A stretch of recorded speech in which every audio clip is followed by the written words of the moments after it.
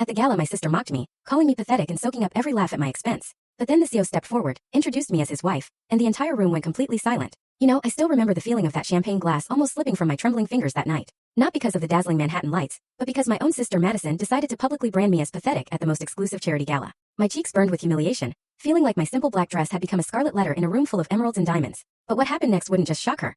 It would absolutely shatter her world and in turn, utterly transform mine. Just hours before, I'd been trudging off the subway at 42nd Street, the familiar bone-deep exhaustion of another 14-hour shift at Mercy General Hospital weighing heavy on my shoulders. I was Jessica Whitmore, a cardiac ICU nurse, and my day was nowhere near over. I had exactly 47 minutes to get home, shower, and somehow become someone worthy of attending the Hartwell Foundation Gala. Not because I wanted to, but because Madison, my perfect, polished older sister, had made it abundantly clear that skipping our family's annual appearance would be social suicide. My cramped studio apartment in Queens felt even smaller after the sprawling hospital corridors. I peeled off my scrubs, the fabric damp with sweat, carrying the antiseptic scent that had become my permanent perfume. I caught my reflection in the bathroom mirror.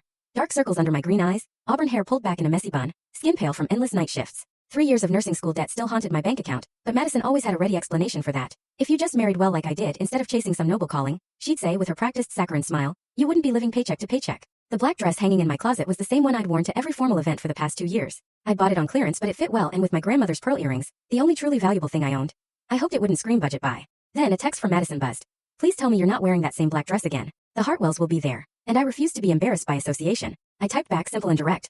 I'll look appropriate. See you there. Her immediate response was a familiar sting. Appropriate isn't the same as impressive. Try to mingle. You never know who might take pity on you. The Hartwell Gala, held in the Plaza Hotel's Grand Ballroom, was Manhattan's premier charity event. Tickets were $3,000 each, but our family had attended for 15 years thanks to Madison's marriage to investment banker Trevor Ashford. And Madison, of course, never let me forget that my invitation was charity, a pity plus one to uphold family appearances. I arrived 40 minutes later, my heels clicking against the marble floors as I navigated the ornate lobby. The ballroom was a vision of old-world elegance. Crystal chandeliers, cream silk tables, white orchids, and a string quartet. The guest list read like a Forbes magazine roster: tech moguls, real estate tycoons, pharmaceutical titans, people whose net worth exceeded the GDP of small countries. I spotted Madison immediately. She always commanded attention. Tonight in an emerald green Valentino gown, diamonds glittering at her throat and wrists, her platinum blonde hair swept into an elegant chignon. Trevor stood beside her, his Harvard Business School smile firmly in place as he regaled a small group with what was undoubtedly another story about his latest acquisition. Her eyes found mine across the room, and even from a distance, I saw her polite socialite charm morph into barely concealed disappointment. She excused herself and glided over, champagne flute in hand. Jessica, darling. Her voice dripped with false warmth as she air-kissed both my cheeks.